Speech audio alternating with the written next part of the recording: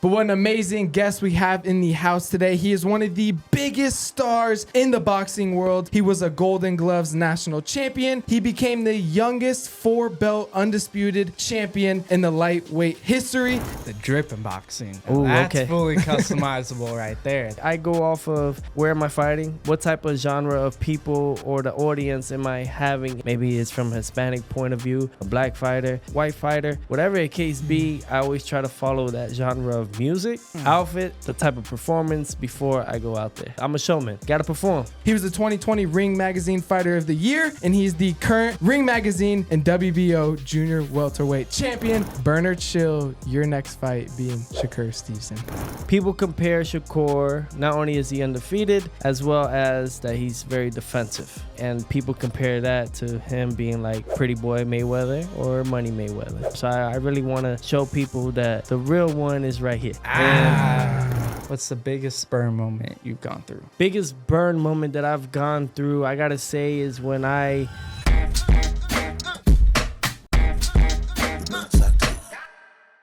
Please welcome Teofimo Lopez. Ooh, what an intro. I know. Intro. I had to channel in my Michael Buffer. I know, over you here. sound like Michael Buffer right here. I'm coming for your job. No, I know. Like that. Gosh, thank you so much for doing this. We really appreciate it. Absolutely. I know, man. I'm sitting next to a champion right now. I think I might have to bob and weave. No, This but guy's it's cool. dangerous right here. We met you at the celebrity poker event that just happened. How long have you been playing poker? Have you always been into poker? So I got actually introduced to poker during the COVID time, so 2020. And every Saturday we would go in the garage, and it would be me and my wife's family side, and we would play poker. And that's when I really got introduced to it. I really found like I had like a interest in it more than anything. And I was like, but they had a nickname for me. They called me Almost, because I was almost winning the hands every time. But little by little, then I got introduced with Blake and Hayes at the Formula One and the race. And after that, from there on, just really wanted to kickstart again, once again, poker. Poker, is that your favorite game out of all the games here in Vegas? In Vegas? Vegas. I mean, there's one that I have yet to play, and that's Baccarat. However, I've played roulette, live roulette, blackjack. I'm not big on gambling, though. Yeah. You know, I'm not big on spending that much and taking that much money. A couple $100 is good for me. Yeah. For sure. You see people like, I don't know, like Dana White, who's gambling, $50,000 a hand. I'm like, Yeah. that's a lot of cash, man. I know, right? Imagine. And it's and then to the point where, you know, sometimes the casinos end up kicking him out, you know? True. I think he had an incident with the palms, you know? Yeah. No, he Bef- did. I think So- it's been banned by a lot of casinos. Oh yeah, indeed. So for that, you know, but that's on another stature. I've had the privilege to speak with Hunter, you know, and a good friend of his more than anything. And he's told me, man, it's been moments that he's just like, why are you doing this? Can we just go? You know, it's go nerve wracking. No, for sure. And I mean, there's such like a high risk, high rewarding gambling, but at the end of the day, I don't know. I feel like these casinos are they're a little cheaty a little bit. There's a reason they're billion-dollar Yeah. hotels, you know? Like Yeah, if they're losing all the time, you wouldn't be able to look like that. Nah, not at all, not at all. And you know, there is like a 77% chance the house wins. So there are percentage and chances, and you got to know when to play and time frames. I've learned that playing in Vegas. I've learned that there are time frames when is the right time to collect the money from the banks, from the casino. Yeah. I heard like Thursdays and Sundays. That's what I heard. What We've is only lived here for a year, so I don't know Yeah. yet, but Oh, you'll start knowing a little more and more in depth. Yeah, I promise you. That's what I'm thinking now. Like the longer we live here, the more we'll start to actually figure out the deeper roots in Vegas. Yeah. How long you been in Vegas for? So back and forth, I'll say 8 years. Really transferred from South Florida onto here when I started my career professionally, which was about 8 years ago. And then from that on, I just stood here because it's a fight capital. Top Rank, who I was with as a promotional company, they're right here. You know, they're not too far out.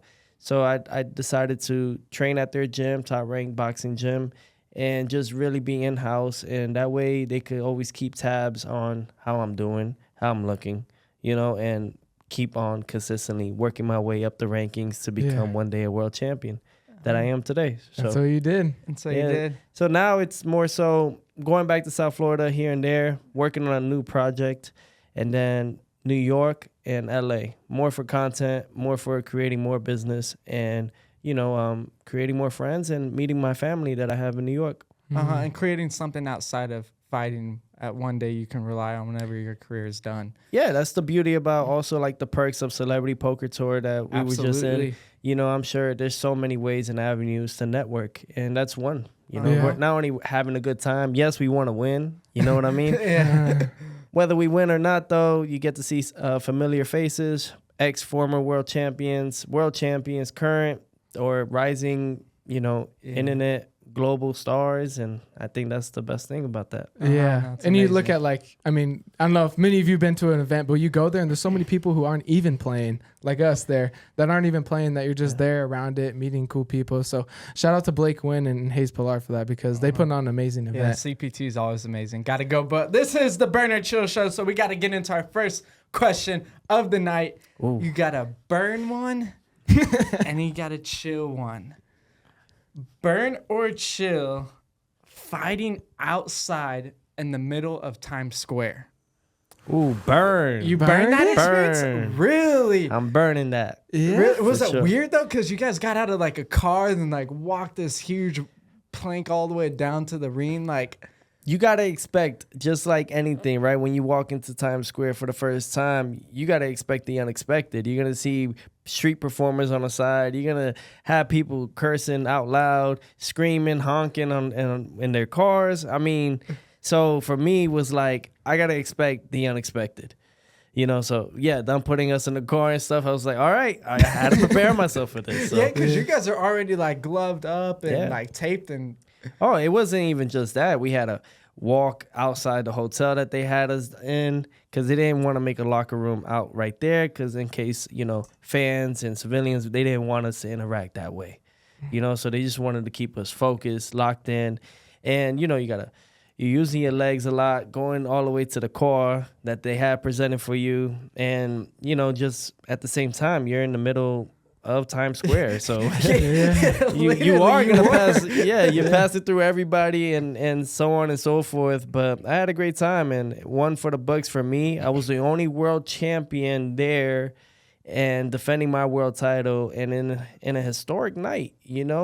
Who fights in the middle of Times Square? I mean, shout out to His Excellency Turki Al-Sheikh, to the Riyadh season, Sela. They did a great job. Yeah. They did, but that's gotta be so weird though. Like you're fighting here, beep beep beep, like cars. What's going on? Did you ever take a second and be like, "Whoa, I'm in Times Square"? Or were you just too locked in? I was locked in. However, when I would sit down, you got Snoop Dogg, with the ring cards. I'm seeing this. I'm like, this is crazy. But I'm focusing, listening to my father / coach and trainer, instructor. I'm listening to him. I'm like, all right, I gotta, all right, stay focused, lock in. All right, boom. But then I'm hearing the honks, but they're trying to minimize it, right? As best as they can, but that's just even more to really focus. It's New York. I mean, It's you're New going to York, get though. that. Absolutely. Absolutely. So it's still mind-boggling to think that you guys fought outside too, because not even Times Square, you were outside. my Definitely only thing different? that I could say I'm chilling about with it is that they put a fence, which was great, but they didn't let it be seen through, see through or anything like that. So they had put covers and banners over the fences. Oh, so people couldn't see in? They couldn't see in. They could only see from the big screens, which is cool. But, to have them right there, the way the AI generated it compared to what we got in real life time was totally different. So that's a chill, but the burn is that fighting in You there. said something very interesting, that AI. So was there a huge behind the scenes that you guys had to go through in order to make this event possible? Would people come and sit down with you and be like, hey, this is how it's going to work? Are you guys good with it? Yeah, absolutely. Especially for this being a historic event. This is a once in a lifetime. This may not be repeated again. Yeah. So for it, at the same time, we have New York City, we have the governor, we have everyone involved in this as well. So they're putting in their laws as well to make sure that it doesn't get crazy and out of hand. Because New York could be like that. You know, so It's New York. and I think they did a great job on that part. Just was a little bummed out a little bit that we didn't have everyone screaming loud. We could hear them, but from a distance. But from a distance, yeah. But it was a one-of-one event. Similar to how the UFC did the Sphere, it's crazy that they're taking combat sports as a whole and doing all these crazy events. So burning the whole thing on everything they're doing. We burning it. But it's time to go to our second question. Times Square was a historic event, but we also got a historic event coming up September 13th. So do you burn or chill this statement? Canelo Alvarez finishes Bud Crawford. Ooh. Putting him on the spot with that boxing Finishes knowledge. Crawford. Chill. I gotta say chill. Just because both fighters, you can't knock neither one off. And I think that we got one to really witness for sure. And in a couple weeks from now, I'm excited for it. Let alone just them fighting at the Allegiant Stadium here.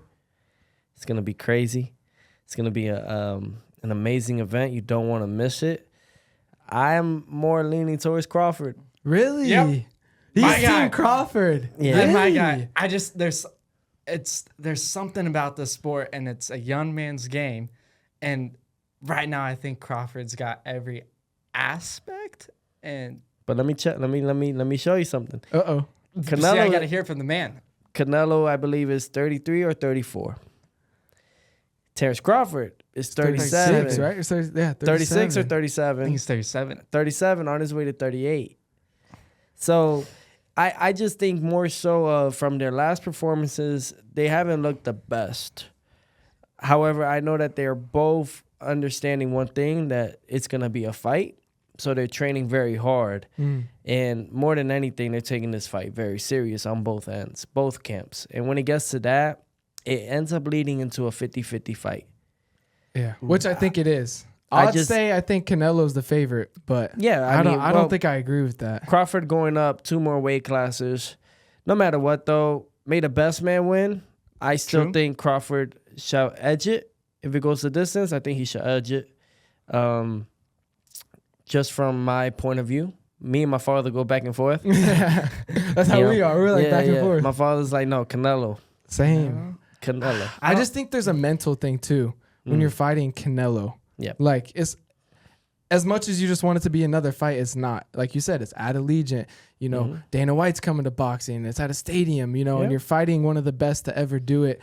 As much as it's probably not mentally draining, it's still mentally draining for him. So I'm curious to see, like, under those lights, how he performs. No matter what, though, both fighters get to win. They get back home to their family, you know, safe and sound, hopefully. And on top of that, you know, Crawford, regardless, you know, whether he loses or wins, if he loses, people were expecting that.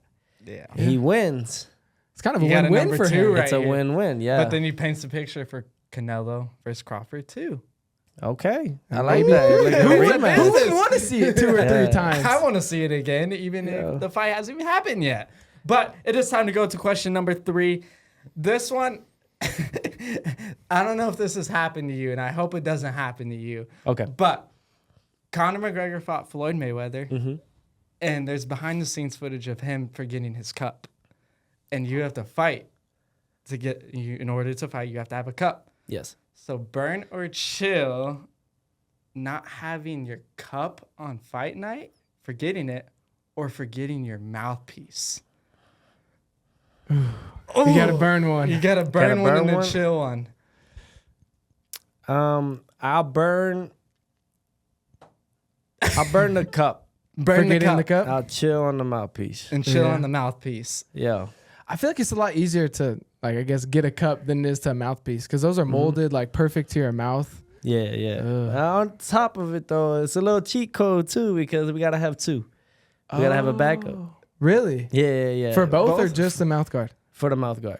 For the mouth guard. For the mouth guard, it is like that through, at least from the times that I fought in many different states, the commissions require 2 mouthpieces just in case one gets lost in the middle of a fight in the ring, or they need to hurry up on the time frame, you have a second mouthpiece just in time to keep the fight going. That's smart. I mean, you gotta have to, like you said, in but case a cup, you lose it. you burn it. It's like, all right, hey, Yeah. let me go to this guy that just fought. Can I use your cup? Yeah. True. You know, It's not as a bad thing. But you're not bringing a backup cup, I guess. no. But to your mouthpiece, do you change it like every fight?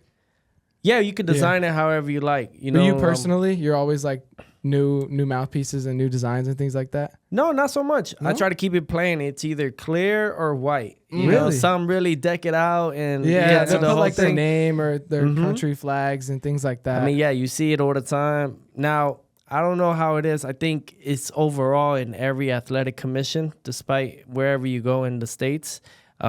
Even I think in the UK, you can't have red though. No Really? red mouthpieces. Oh, in case blood? Yes. Makes sense. I think didn't even even think for about that bare ever. knuckle, anything with combat, when it comes to it, from the MMA standpoint to bare knuckle fighting, boxing, we're all still sanctioned under the commissions like that. So Yeah. we got to follow their rules. It's universal. But now Yes. where it comes different Mm. is the drip in boxing. Now Ooh, that's okay. fully customizable right there. The That part. gloves, having the matching fit, walkout, Yes. everything. That's what I like about boxing.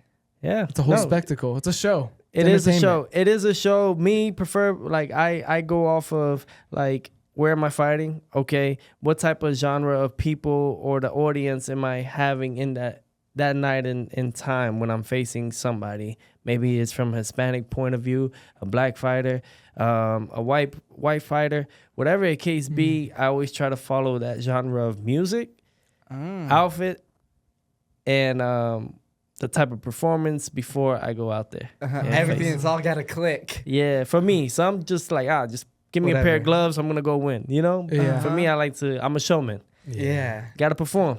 I mean, I preach. would say the blue drip you rocked, the light blue one. I think you know what I'm talking about. Yeah. That was so clean. I like Thank you. that. I Thank like you. that. Thank you. But back to it, means a lot. obviously you're gonna just burn the mouthpiece, chill on the cup.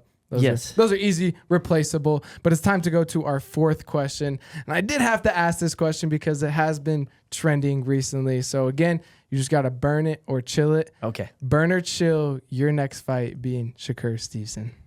Burn, fuego, whatever you want to call it. Fire. Caliente, fire. Let's go. That's the one? burn. Yes. Really? Yes. That's a great one. January, we talking about. I'm excited for it. You know, and this is something that I think a lot of people want to see too. You know, he's coming up in my weight class. I'm the king of my weight division. His last performance, a lot of people gave him, they gave him a lot of credit. So looking forward to it. Ooh, What excites you most about this fight though? What gets the blood going? People compare Shakur, or they always have this being known. Not only is he undefeated, as well as that he's very defensive, right? And people compare that to him being like somewhat like Pretty Boy Mayweather or Money Mayweather, right? Regardless of what it is in that genre. So I really want to show people that the real one is right here. And that's what I really want to go out and do against a guy like Shakur Stevenson. Don't take nothing away from him. Silver medalist for Team USA in the Olympic Games in Rio de Janeiro, you know, and I believe a 3 weight division world champ. Yeah. What I love about boxing now is like we're getting these fights now. Or These are- two weight division. I think Is it's it 2 or 3? I think it's 2. Is it 2? 2, yeah, 2. 3 would be Regardless. mine. So no, 2. No, stay in 2. Stay 2. Stay in 2. But what I love about boxing is now we're starting to get, you know, like really, really good fights. And this is a highly anticipated fight. Can't wait. January, you're saying? Yes, we're talking about early 2026.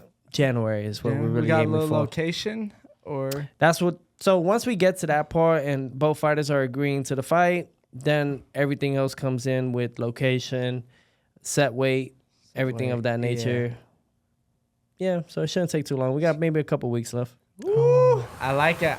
Come on, Let's go. Let's get that Let's fight go. to I'm happen. getting fired up. I know I'm getting fired up right now. Woo, makes me want Yeah. to jump out there in the rain.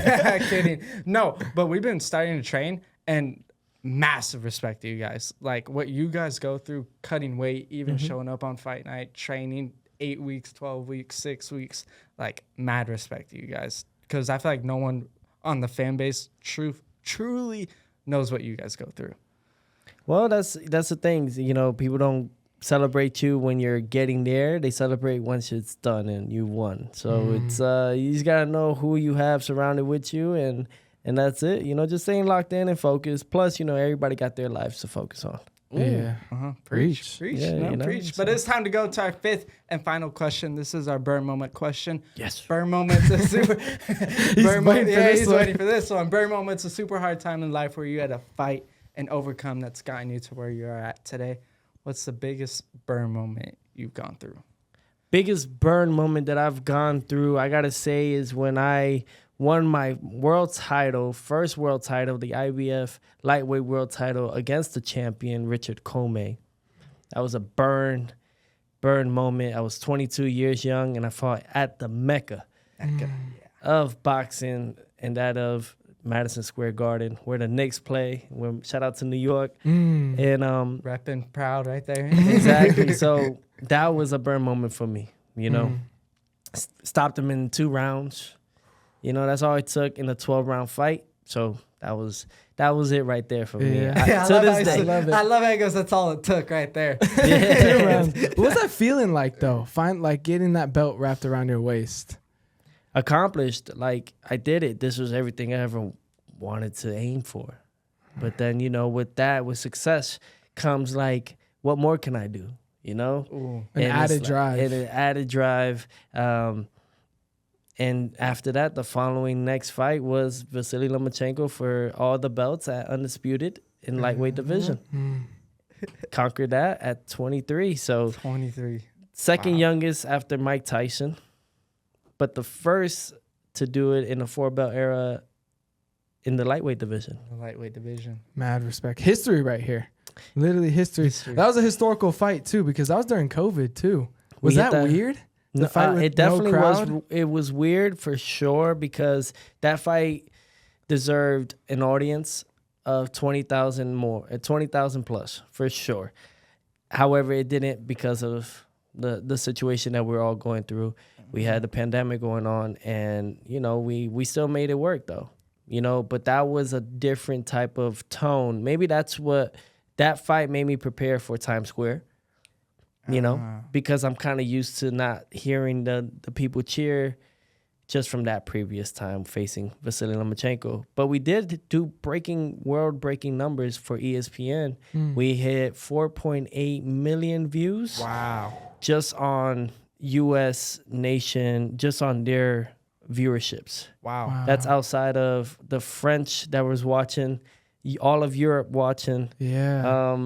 It was, India watching, Australia. I mean, it was just worldwide that they actually put a lot of effort, and the staff did a great job. Yeah, Did a it great was job. such a crazy time, but it was also a cool time because I feel like combat sports as a whole, especially boxing, UFC, everything Basketball grew too? during that time. Basketball? But basketball wasn't going on. NFL was done. It was like boxing kept going, and to put on amazing events. You guys really, I'm sure you guys turned a lot of fans that night. Most definitely. I think that also was like the startup of giving other people, other fighters, the chance to do it too. Because just a little backstory before that, the last person to become undisputed was Alexander Usyk. Yes, in 2018. He became undisputed then, and then nobody had that chance to come back. Vasily Lomachenko was collecting belts. Yeah. 2020 came. That was his time to do it, but I took it. Take over. Take over. And then from that point on, you see from the women's boxing side to the men's boxing side, other people aiming towards undisputed, and some were collecting it. Yeah. You know, and I think that I had something to do with that. Not just me, but the fighter that I was facing, Lomachenko. Yeah. No. So History. just a little spark up to many more things. Now we're getting another undisputed at 168 pounds, September 13th. You know, in Allegiant. Canelo versus Crawford. It changed the game. It's crazy to see. Like without you doing that, you know, a lot of people aren't aiming for all 4 belts. Yeah. And I kind of like what you said about how like that time prepared you for Times Square. Yes. Because like you had a big fight feel. Granted, it was crazy with all the outside things with no fans, COVID testing and stuff. And it's kind of similar to Times Square. You had so many outside things going on. So it's cool to see how like you get prepared through other moments for things to come in the future. I say it's a circle of life in that way, in that regard. And on top of that, it's the understanding that what may seem like was bad for you was to prepare you for what's coming next and what's coming in the near future, you know? Yeah. So I feel like in my point of view, my life's already written. I'm just going through the chapters and the pages and chapters of my life. And all the chapters left to come. That right? Future Tell me about it. is coming. Can't end it any better than that. Thank you, Tio, for coming on the show. you. Let Yes. the audience know where they can find you, your Instagram, social media. Give it all to them. Well, I had a burn moment right here at Burn or Chill at the Burn Factory more than ever, man.